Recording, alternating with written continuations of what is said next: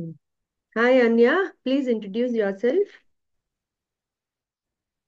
Can you Okay, hear? ma'am. My name is Emma. Mm. Yeah. My name is Emanya Reddy. My father's name is M. Ashok Reddy. My mother's name is Shailaja Reddy. I am 11 years old. I study in 7th grade, and my school's name is Indus Universal School. Okay. So you're giving second module test, correct? Chapter 1, Yep. 14 and 17. Yeah, we'll start.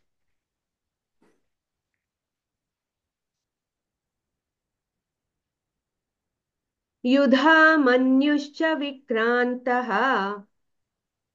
युधामन्युश्च विक्रान्तः उत्तमौजाश्च वीर्यवान् सौभद्रो द्रौपदेयाश्च सर्व एव महारथाः अस्माकं तु विशिष्टाये तान्निबोधद्विजोत्तमं नायका मम सैन्यस्य संज्ञार्थं तान् ब्रवीमि ते भवान् भीष्मश्च कर्णश्च कृपश्च समितिञ्जयः अश्वत्थामा विकर्णश्च सौमदत्तिस्तथैव च अन्ये च बहवः शूराः मदर्थे त्यक्तजीविताः नानाशस्त्रप्रहरणाः सर्वे युद्धविशारदाः काश्यश्च परमेश्वासः काश्यश्च परमेश्वासः शिखण्डी च महारथः दृष्टद्युम्नो विराटश्च सात्यकिश्चापराजितः द्रुपदो द्रौपदेयाश्च सर्वशः पृथिवीपते सौभद्रश्च महाबाहुः शङ्खान् दध्मुः पृथक् पृथक्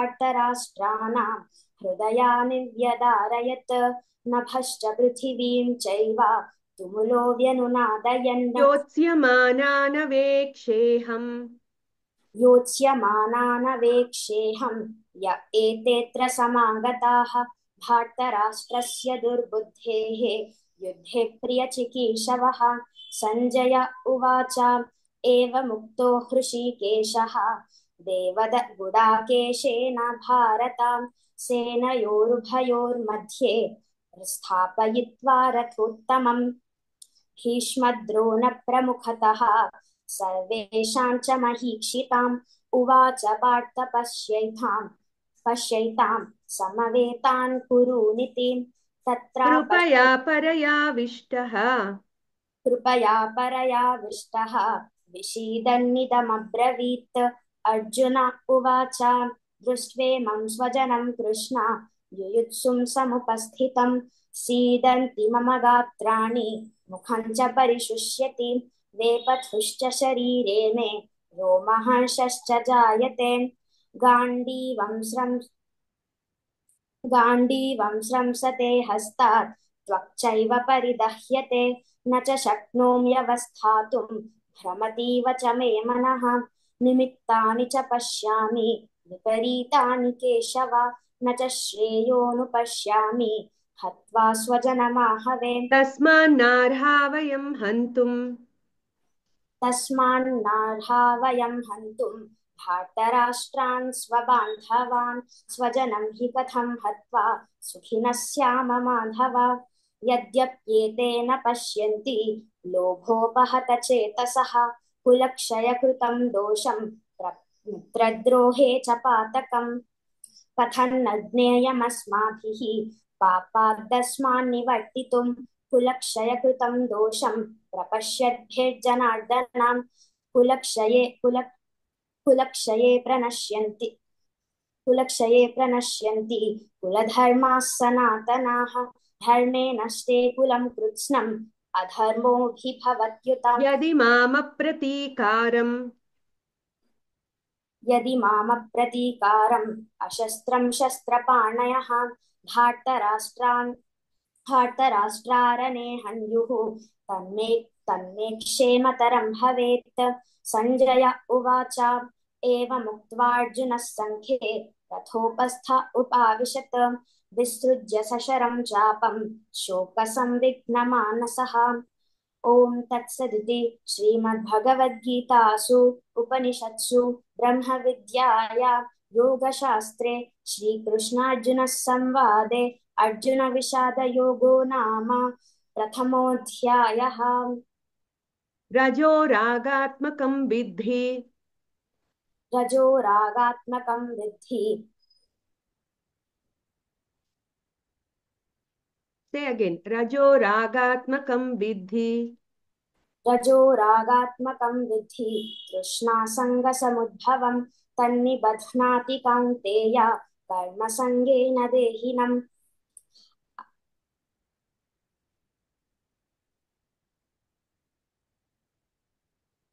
तमस्त्वज्ञानजं विद्धि।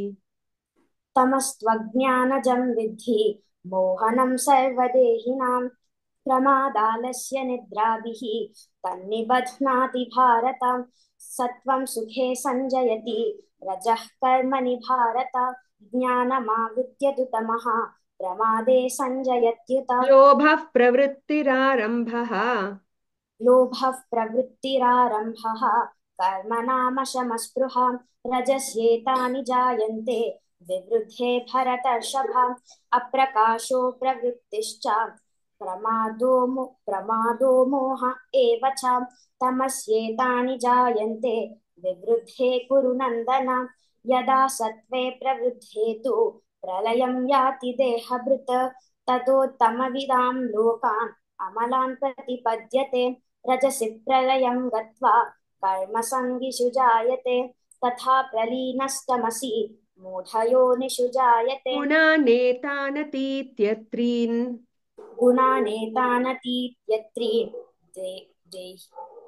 गुणानेतानतीत्यत्रीन् देही देहसमुद्भवान् जन्म मृत्युजरा दुःखैः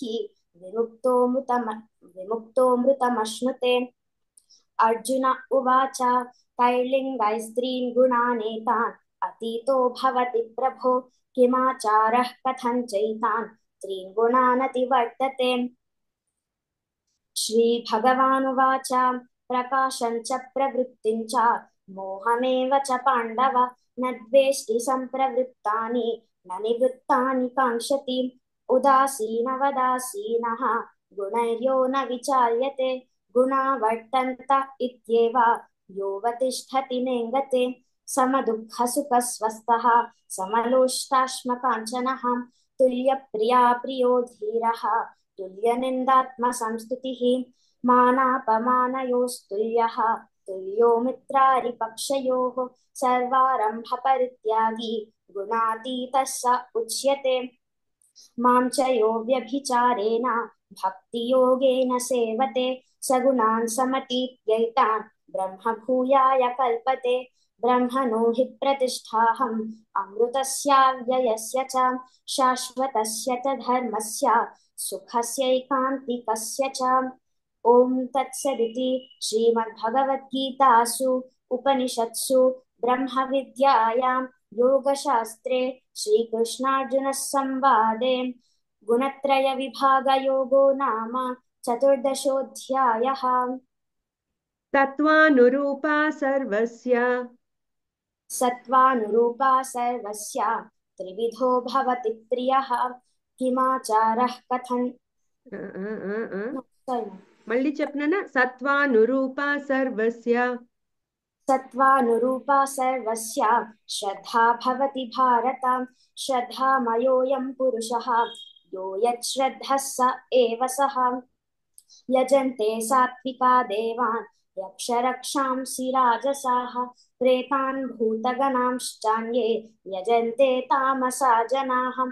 अशास्त्रविहितं घोरं तप्यन्ते ये तपो जनाः दम्भाहङ्कारसंयुक्ताः कामरागबलान्विताः कर्षयन्तः शरीरस्थं भूतग्राममचेतसः मां चैवान्तः शरीरस्थं तान् विद्यासुरनिश्चयान्। आहारस्त्वपि सर्वस्य त्रिविधो भवति प्रियः किमाचारः कथं चैतान्। यज्ञस्तपस्तथा दानम्। सर्वं यज्ञस्तपस्तथा दानम् మళ్ళీ చెప్పు. ఆహారస్త్వపి సర్వస్య. आहारस्त्वपि सर्वस्य त्रिविधो भवति प्रियः यज्ञस्तपस्तथा दानं तेषां भेदमिमं शृणु आयुः सत्त्वबलारोग्य सुखप्रीतिविवर्धनाः रस्याः स्निग्धाः स्थिराः हृद्याः आहाराः सात्विकप्रियाः విధిహీనమసృష్టాన్నం विधिहीनमसृष्टान्नं मन्त्रहीनमदक्षिणं श्रद्धाविरहितं यज्ञं तामसं परिचक्षते देवद्विजगुरुप्राज्ञा पूजनं शौचमार्जवं ब्रह्मचर्यमहिंसा च शारीरं तप उच्यते अनुद्वेगकरं वाक्यं सत्यं प्रियहितं च यत् स्वाध्यायाभ्यसनं चैव वाङ्मयं तप उच्यते मनः प्रसादः संयत्वं मौनमात्मविनिग्रहः भावसंशुद्धिरित्येतत् तपोमानसमुच्यते श्रद्धया परया तप्तं तपस्तत्त्रिविधं नरैः अफलाकाङ्क्षिभिर्युक्तैः सात्विकं परिचक्षते सत्कारमानपूजार्थं तपोदम्भेन चैव यत् क्रियते तदिह प्रोक्तं राजसञ्चलमध्रुवम् ఓం తత్సదితి నిర్దేశः. ॐ तत्सदिति निर्देशः ब्रह्मणस्त्रिविधः स्मृतः ब्राह्मणास्तेन वेदाश्च यज्ञाश्च विहिताः पुरा तस्मादोमित्युदाहृत्य यज्ञदानतपः क्रियाः प्रवर्तन्ते विधानोक्ताः सततं ब्रह्मवादिनां तदित्यनभिसन्धाय फलं यज्ञतपः क्रियाः दानक्रियाश्च विविधाः क्रियन्ते मोक्षकाङ्क्षिभिः सद्भावे साधुभावे च सदित्येतत् प्रयुज्यते प्रशस्ते कर्मणि तथा सच्छब्दः पार्थयुज्यते यज्ञे तपसि दाने च स्थितिः सदिति चोच्यते कर्म चैव तदर्थीयं सदित्येवाभिधीयते अश्रद्धया हुतं दत्तं तपस्तप्तं कृतं च यत् असदित्युच्यते पार्थ न च तत्प्रेत्य नो इह ॐ तत्सदिति श्रीमद्भगवद्गीतासु उपनिषत्सु ब्रह्मविद्यायां योगशास्त्रे श्रीकृष्णार्जुनसंवादे श्रद्धात्रयविभागयोगो नाम सप्तदशोऽध्यायः। వెరీ గుడ్ మా, వెల్ డన్, చాలా బాగా చెప్పావు. Thank ఒక్క you. చోట రెండు చోట్ల నీకు మెమరీ ప్రాబ్లం అయింది, అది కొంచెం ప్రాక్టీస్ చేసుకో ఆ ప్లేసెస్ లో. అండ్ అవి రెండు తెలుసు కదా. 17th చాప్టర్ లో ఒకటి నేను ఆహారస్త్వపి సర్వస్యతో కన్ఫ్యూజ్ అయ్యావు. నేను సెకండ్ శ్లోక అడిగితే నేను సత్వానురూప సర్వస్య అడిగాను, నువ్వు ఆహారస్త్వపి సర్వస్య అక్కడ కన్ఫ్యూజ్ అయ్యి త్రివిధో భవతి ప్రియ అన్నావు. అక్కడ కొంచెం కేర్ఫుల్ గా ఉండు. అదర్ దెన్ దాట్ అంత బాగుంది. ప్రొనౌన్సియేషన్ వైస్ వచ్చి అంత బాగుంది, కానీ ఫస్ట్ చాప్టర్ లో 25th శ్లోకాలో మహీక్షితాం అన్నావు, అది మహీక్షితాం, అహీకి దీర్ఘం ఉంది. ఓకే, మహీ అంటే భూమి, సో దట్ మీనింగ్ చేంజ్ అయిపోతుంది, అందుకని జాగ్రత్తగా చెప్పు. Other than that all good and excellent. Okay, Thank you, ma'am. బాగుంది నాన్న. Continue like this. Okay, ya, bye.